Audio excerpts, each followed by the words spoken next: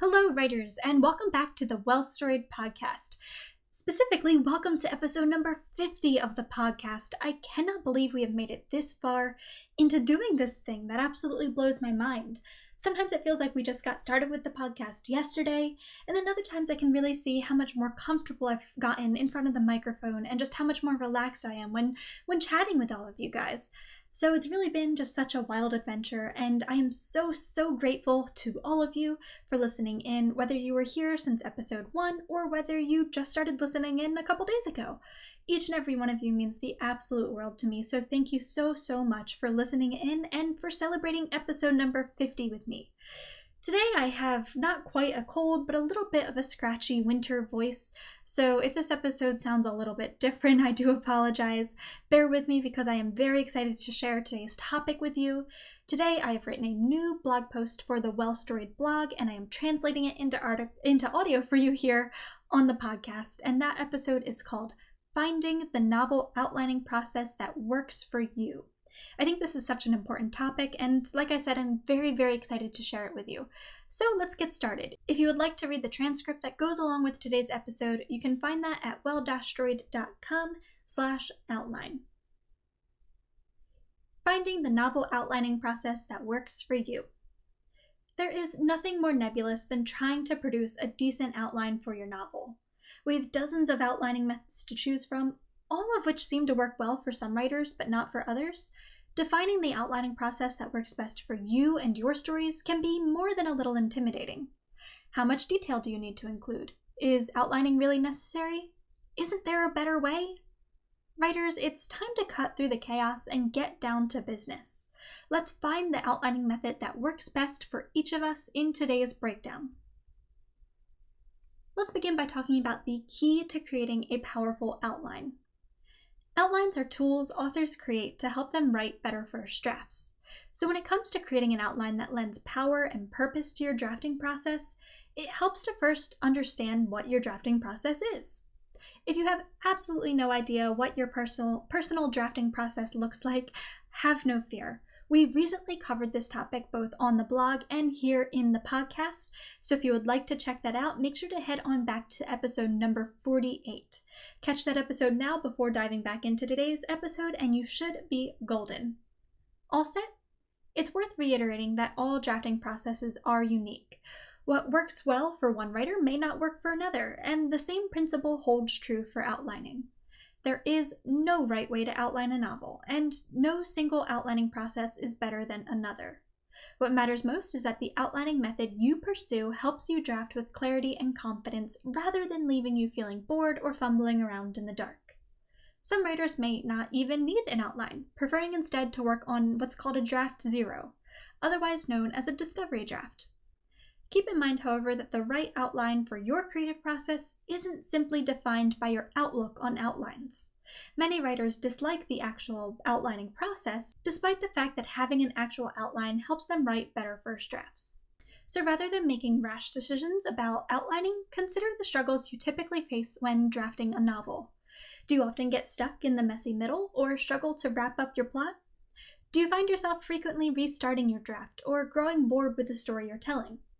Creating an outline can help you solve all of these issues and more, but not all outlines are created equal. We need to talk about 4 popular outlining methods. You see, there are many different ways to outline a novel. Keep in mind, we're not talking about the various story structures you can use to map out your story's major beats, or the many outlining styles and mediums you can employ, such as bullet point lists, the alphanumeric style, outlining software, etc. We're talking specifically about the many outlining methods you can utilize, which are mostly defined by the level of depth they encourage and the process by which they are created. Not sure what I mean? Here's a quick breakdown of 4 popular outlining methods frequently used by fiction writers. Method number 1, the synopsis outline. Many writers find that creating a 1 to 2 page synopsis provides the perfect balance of structure and flexibility in an outline. A traditional synopsis includes all of a story's major beats: the hook, inciting incident, major plot points, midpoint, climactic sequence, and resolution, without going into so much depth as to make the drafting process seem clinical. If you crave the creative discovery of a draft zero, but know that writing without any sort of outline will only leave you lost or overwhelmed, utilizing a synopsis may just be the right choice for you. You can learn how to write a synopsis by visiting the link I've included in today's transcript. Episode number 2, the in-depth outline. Need as much help as you can get when drafting? Don't be afraid to create an in-depth outline that summarizes each individual chapter or scene in your book. As someone who dislikes drafting and prefers to write the rough draft as quickly as possible, creating an in-depth outline has proven extremely helpful to me. And when I say in-depth, I mean in-depth. My most recent outline wrapped up at a whopping 10,460 words. Your own in-depth outline certainly doesn't need to be quite that long, but don't be afraid to really dig in. You can read more about my personal outlining process in the link I've included again in today's transcript, which you can find at well-storied.com/outline. Outlining method number 3, the snowflake method. Created by Randy Ingermanson, the snowflake method is an extremely popular outlining method that sees you expanding your story idea little by little until you've created not only an outline of your story's plot, but gained a strong understanding of your characters, settings, themes, and more. I haven't personally given this method a try, as I've already discovered a method of outlining that works well with my creative process, but given how many writers enjoy this method, I absolutely think it should be considered. You can learn more in the link I've included in today's transcript. And finally, the bookend method. Are you fond of a lot of wiggle room when drafting? You may enjoy the bookend method, in which you bookend your novel by mapping out where you want your story to begin and end, while choosing to discover the journey from point A to point B in drafting. To use this method effectively, you'll need to have a strong understanding of the type of story you want to tell. Take time to define your story's premise, as we'll discuss in a moment here, before getting started. With your premise defined, you should have enough information to map out your story's exposition and resolution, while still retaining the freedom to do a little discovery drafting in between. Think you've discovered an outlining method that may work well with your creative process? Don't dive in just yet. First, it's time to discuss a few tips and tricks that can help you make the most of your outlining experience. Tips for outlining your novel. Outlining shouldn't be the first step you take toward pre-writing your novel.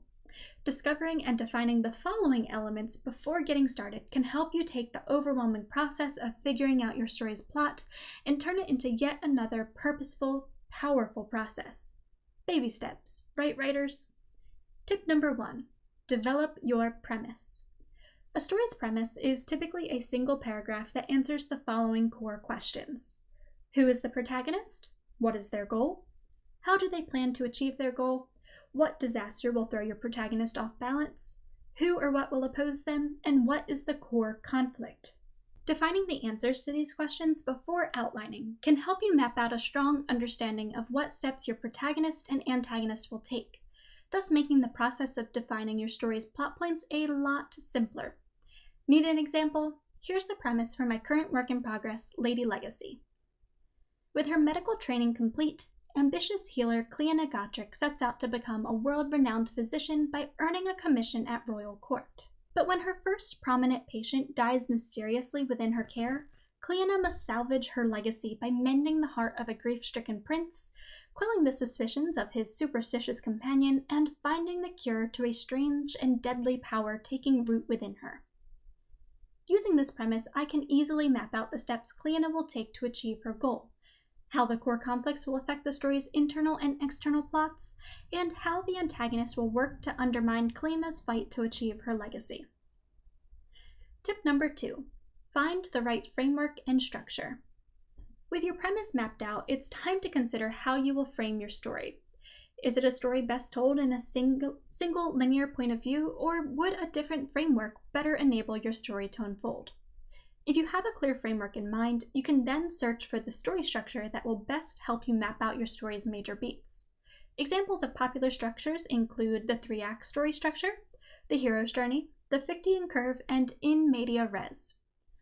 Working with a story structure allows you to create a strong sense of pacing and to develop powerful storytelling beats that will give your story a sense of masterful plotting.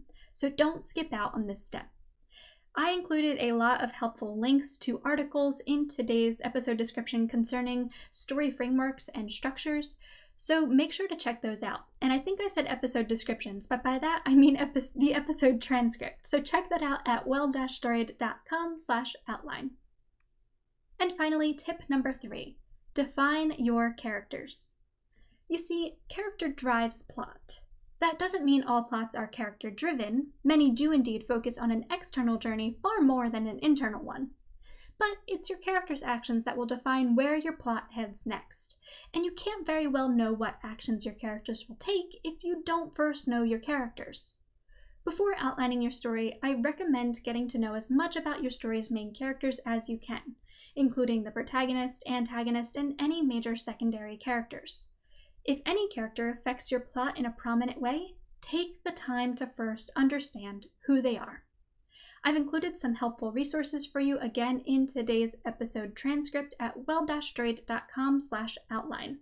That includes 2 blog post articles called 33 Ways to Write Better Characters and How to Define Your Character's Unique Voice, as well as a free video lesson on crafting well-developed characters, and a workbook called Crafting Incredible Characters, so make sure to head on over and check those out. Once you've outlined these 3 elements, you're ready to write.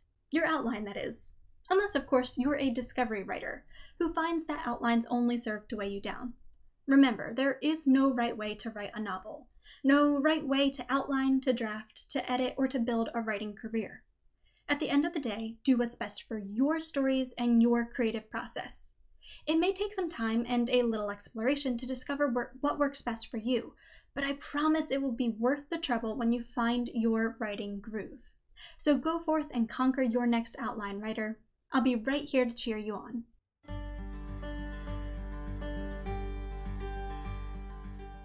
Writers, I hope you enjoyed today's foray into the wonderful world of outlining.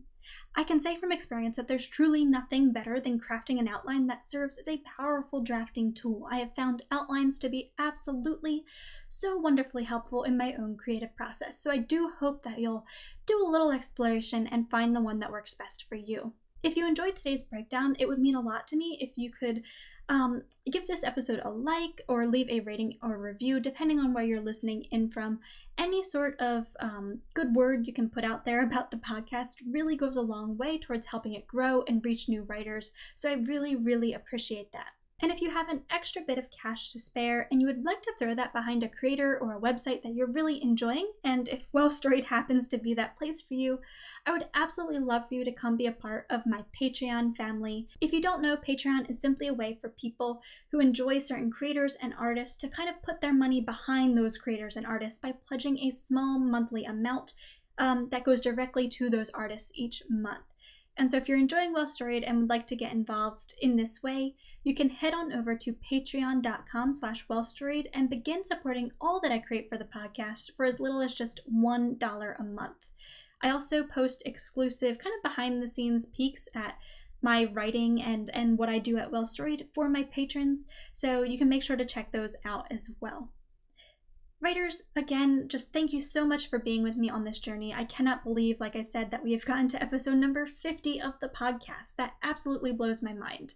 Thank you all so much for listening in, for supporting the podcast, and for making it this far with me. I cannot wait to do another 50 episodes with you all, and onward.